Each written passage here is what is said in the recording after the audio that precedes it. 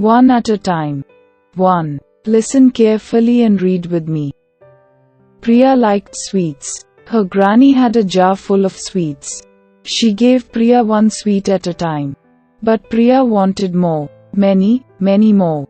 She quickly put her hand in the jar of sweets. She took 1, 2, 5, 10, many. But her hand was stuck in the jar. She could not take it out. She began to cry. "Oh, what shall I do?" "Let go of the sweets," said her granny. Priya let go of some sweets. Still, her hand would not come out. She let go of some more sweets. Now there was only one in her hand. Her hand came out of the jar easily. She began to smile and looked at her granny.